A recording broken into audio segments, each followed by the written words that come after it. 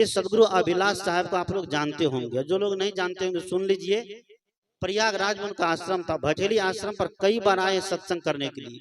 अंतिम सत्संग उसका 2010 में हुआ भटेली आश्रम पर, जहां अभी मैं रहता हूँ। वह कहते थे कि हम सत्संग में कितना देर बैठते हैं इसका कोई महत्व नहीं है। हम सत्संग में कितना देर बैठते हैं इसका कोई महत्व नहीं है। महत्व इस बात का है कि हमारे जीवन में सत्संग कितना बैठता है। क्या शब्दों पर गौर करिएगा। हम सत्संग में कितना देर बैठते हैं इसका कोई महत्व नहीं है।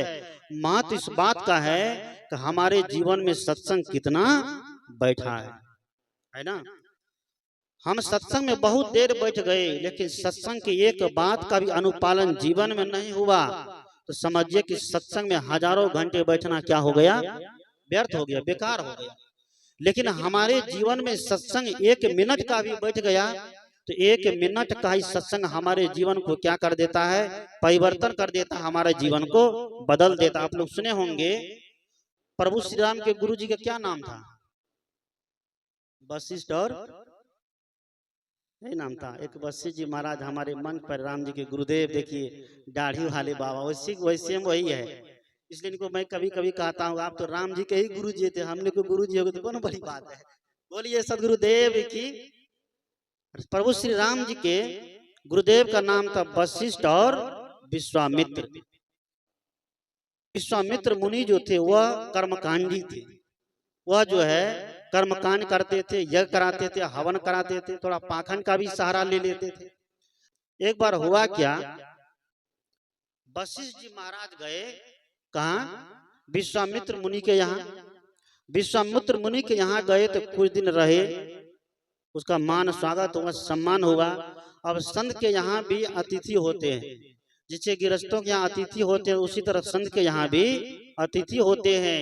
हम जिस आश्रम में रहते हैं अगर दूसरे आश्रम में संत गए तो हमें भी उनकी सेवा करनी पड़ती है, और जब विदा होने लगते तो हमको भी उनको दक्षिणा देनी पड़ते हैं, कपड़े देने पड़ते हैं, या जो भी हो जाए वो समर्पित करके उनको विदा करना पड़ता है।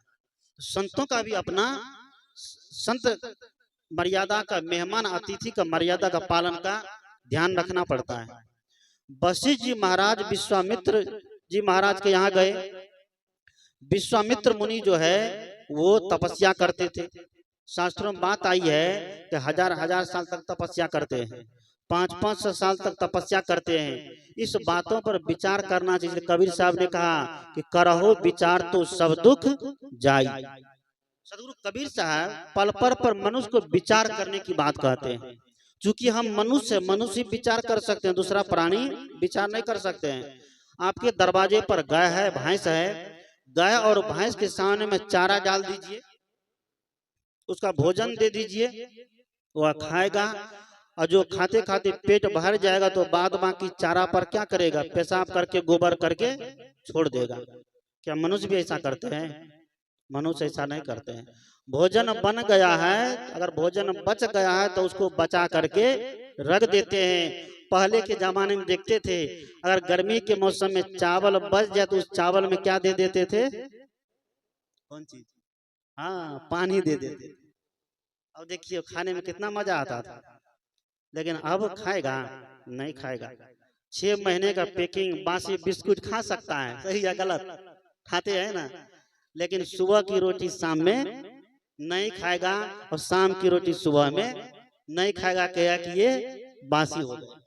पहले के लोग देखते थे बासी भात खाते थे, नमक देके, तेल देके, मिर्चाई देके, प्याज देके, तो गर्मी के मौसम में उसको कभी लू नहीं लगता, लू से बचे रहते थे, और उसके शरीर में ओज बढ़ता था, ब्रह्मचर्य का पालन होता था।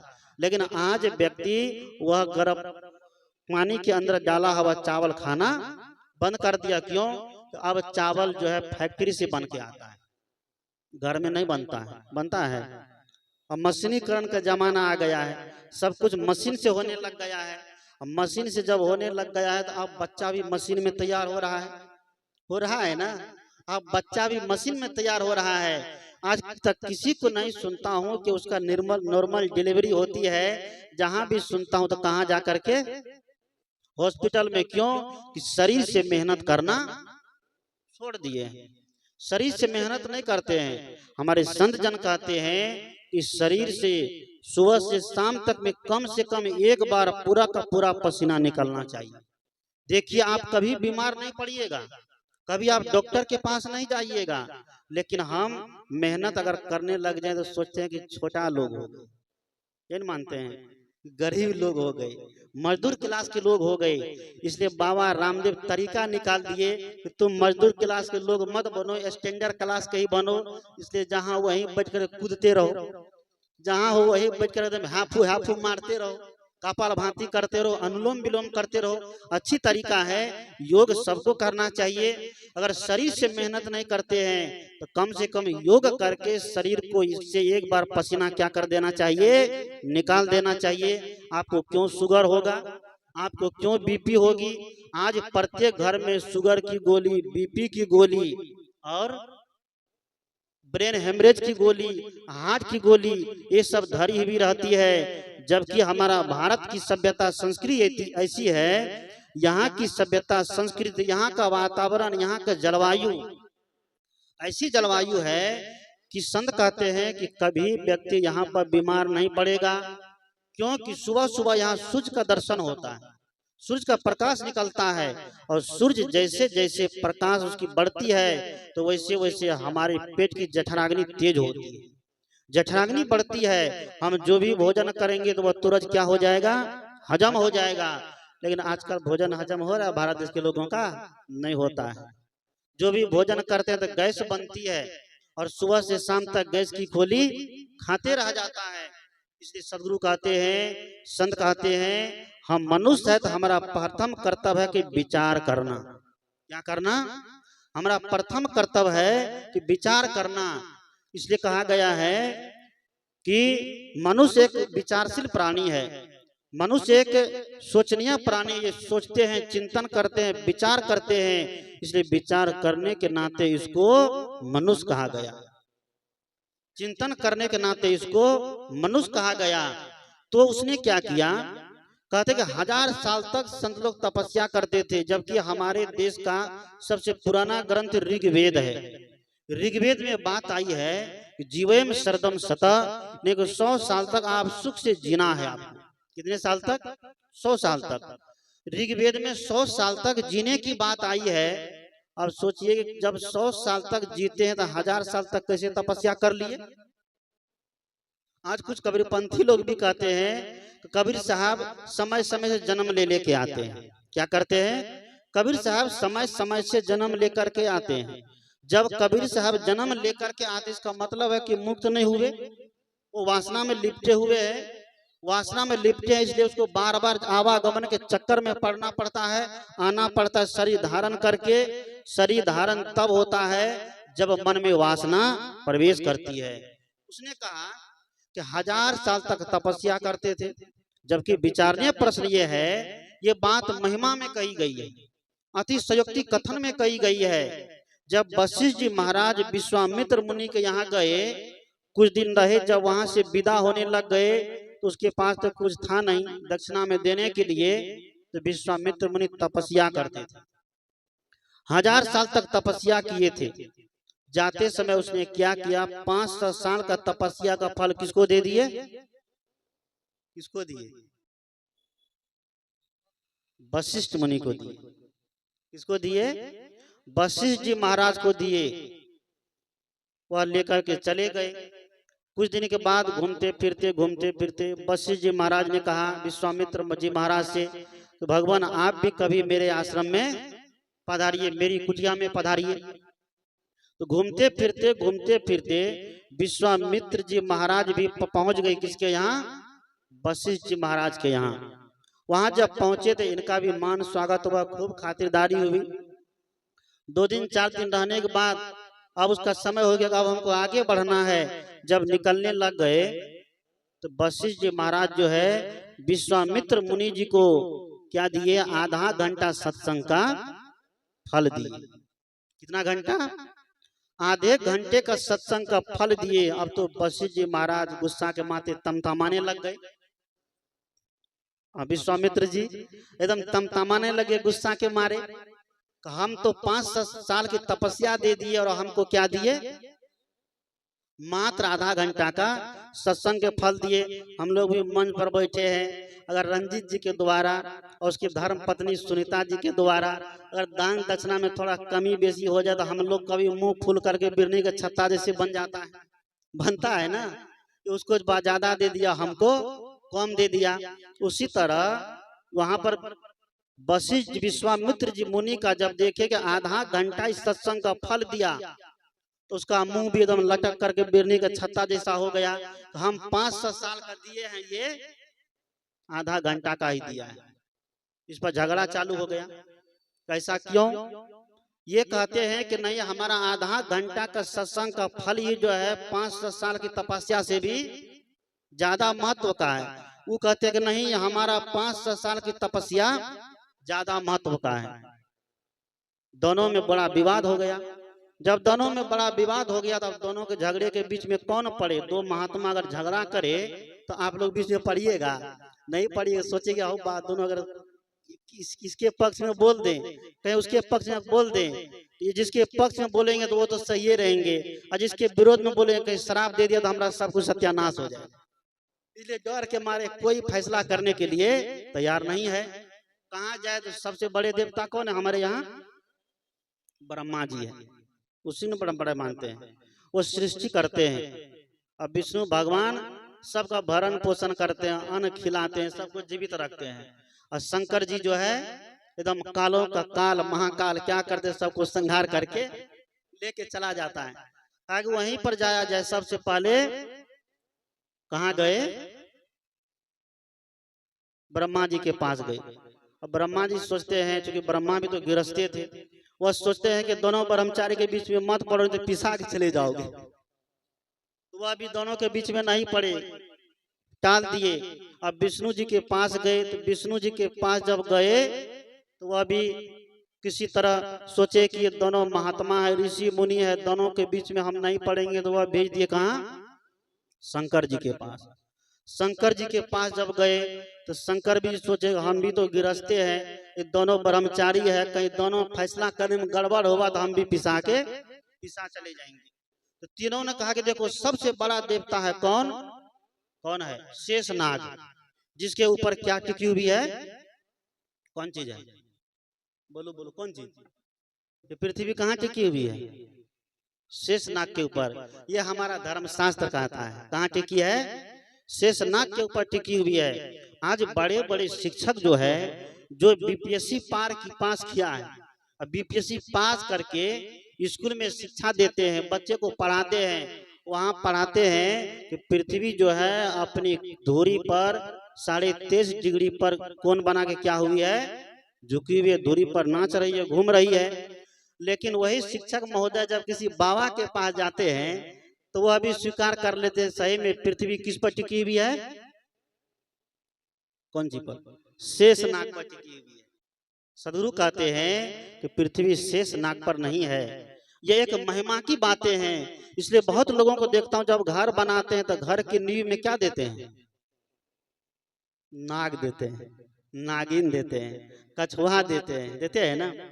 मैं विचार करता हूँ, पूछता हूँ ऐसे लोगों से कि इतने महंगे महंगे सरिया, सीमेंट, बालू, गिट्टी, ये सब लगता है ना, और इतना महंगा महंगा मजदूर, मिस्त्री, इतने महंगे इंजीनियर को ला करके इतना बड़ा काम कराते हो, इस पर विश्वास नहीं है। लेकिन 100-200 रुपये का नाग नागिन कछुआ के ऊपर लोगों को क्या हो जाता है?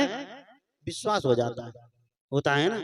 अगर 100-200 रुपये का नाग नागिन कछुआ पर घर स्थिर हो जाता है तो घर में से जो गिट्टी बालू खत्म कर दो, सरिया खत्म कर दो, बस ऐसे कहोगे नाग नागिन आप अपना संभाल लीजिए, हम घर बना रहे हैं, क्या हो जाएगा? नहीं हो सकता। इसलिए इस भरम में कोई मत रहिए, ये पाखंड है, ये पंडितों का जाल है। अभी हमारे प्रकाश साहब कह रहे थे कि सदगुरु कबीर साहब कभी भी किसी का विरोध नहीं किया है। दुनिया के महानतम संतों में सदगुरु कबीर ऐसे हैं जिसने सबको लेकर के चला है, किसी का विरोध नहीं किया है। लेकिन जब पाखंड होगा तो उसको क्या करेगा? छाती लगा के रखेगा। पाखंड का विरोध होगा कि नहीं होगा? आप विचार करिए कि आपके छाती में एक जोंक लग जाए, कौन सी लग जाए? जोंक जानते हैं आप लोग? जोंक जानते हैं ना, छाती में जोंक लग जाए और आप कहिए कि नहीं उसको खून पीने दो, जो खून पी करके तो मोटा ताजा हो जाएगा, कितने लोग पीने दीजिएगा? हैं?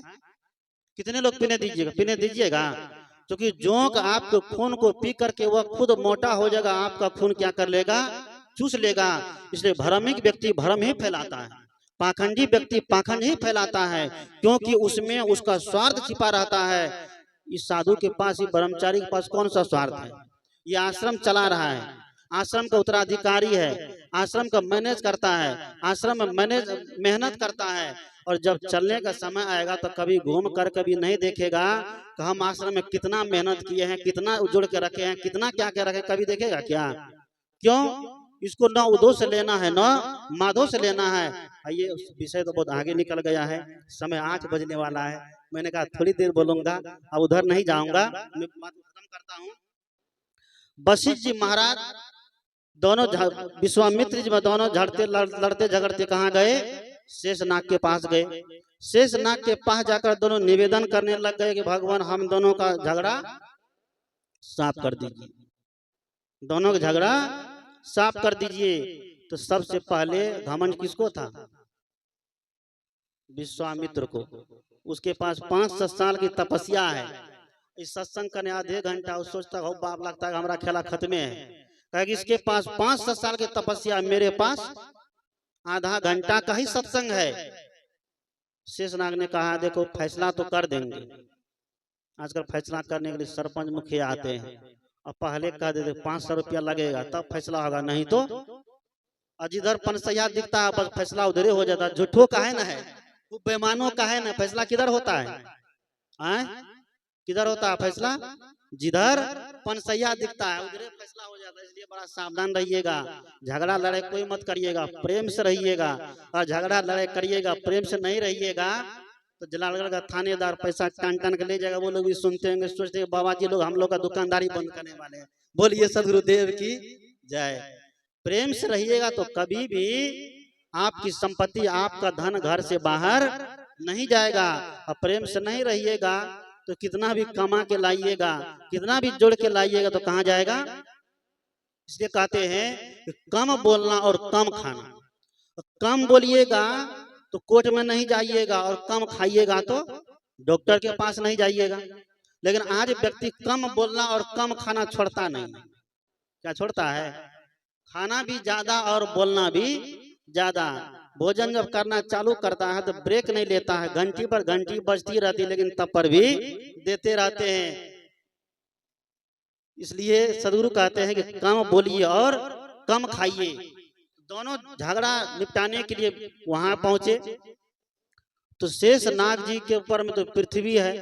शास्त्रों के अनुसार हमारा कबीर विचार मंद कहता है कि पृथ्वी शेषनाग के फन पर नहीं, चूंकि ये वैज्ञानिक है। आज वैज्ञानिक भी शोध करके बता दिया है कि पृथ्वी कहाँ पर तो चल रही है, घूम रही है, वो कभी स्थिर नहीं है। तो शेष शास्त्रों के अनुसार शेषनाग के फन पर पृथ्वी है। शेषनाग ने कहा कि एक बार इस पृथ्वी को उठाकर दोनों में कोई अपने ऊपर ले लो। क्या कहा? पृथ्वी को हमारे कपार पर से उठा के अब तुम दोनों कोई उठाकर अपने ऊपर ले लो तो झगड़ा को क्या कर देंगे? साफ कर देंगे। और जिसके पास 500 साल का था सोचा कि पहले हम ले लेते हैं तो हमारे पक्ष में निर्णय आएगा।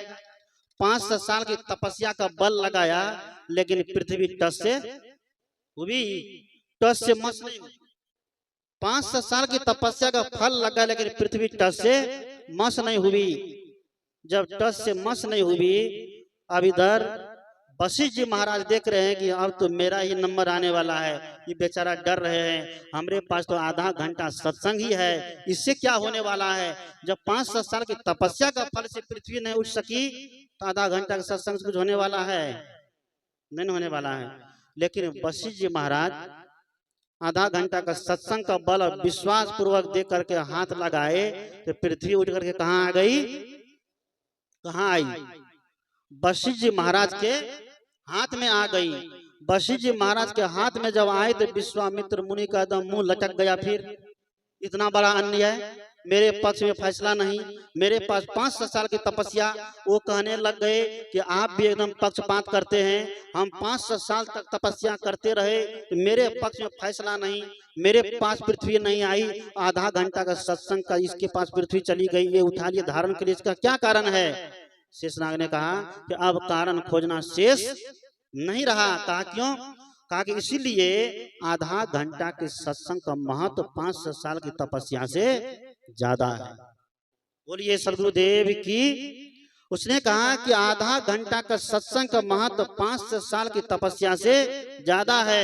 अभी भजन में हम सुने थे, इस सत्संग की जो आयोजिका है सुनीता देवी जी, कि घर ही में तीर्था मने वे मंदिरवा, क्या करे जी, क्यों जाएंगे? जो लोग जाते हैं जाइए, उसके लिए हम मना ही नहीं करते। सब दुनिया में सब तरह के लोग हैं, भिन्न भिन्न विचार के लोग हैं। कोई मूर्ति पूजने वाले हैं, कोई गोसाई पूजने वाले हैं, कोई बाबा को पूजने वाले हैं, कोई ब्रह्मचारी को पूजने वाला है, कोई कर्मचारी को पूजने वाला है। भिन्न भिन्न तरह के लोग हैं। जो आप जहाँ जाना चाहते हैं जाइए, उससे हमारा कोई लेना देना नहीं है।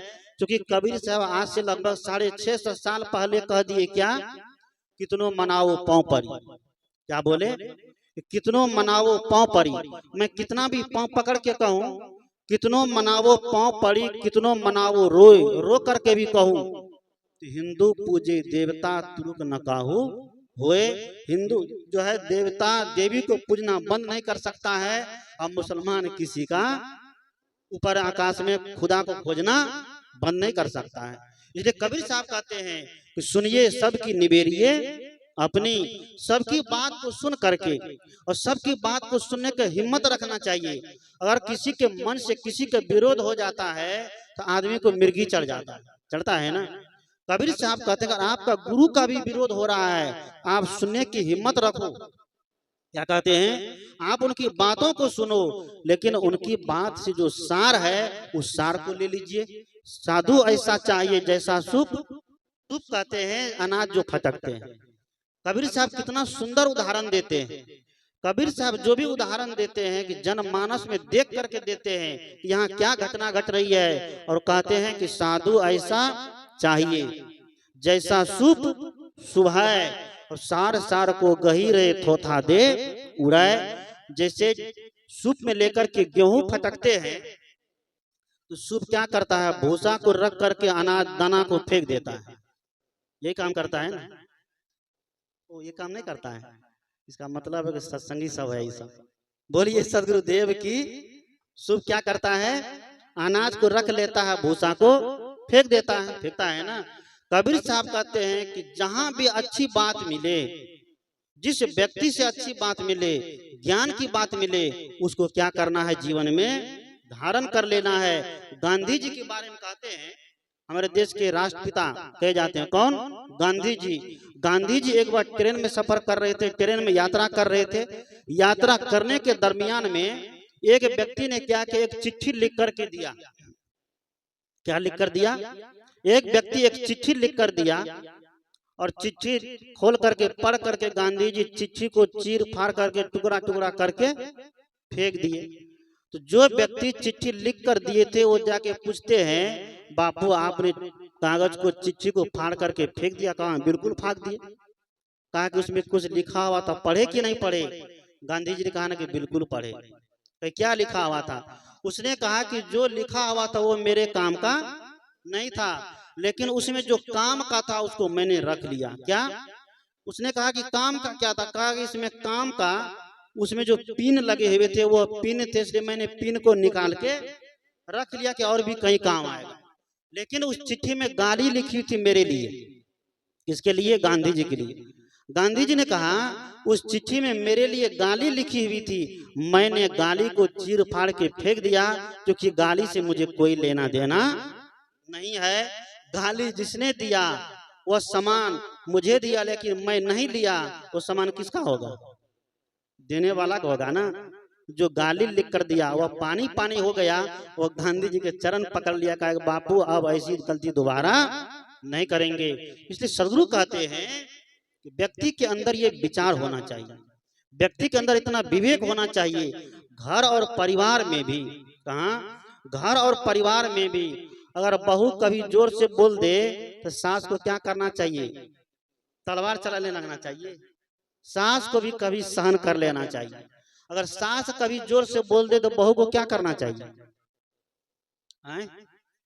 4G 5G नेटवर्क पकड़ना चाहिए? नहीं, उसको भी सहन करके रहना चाहिए।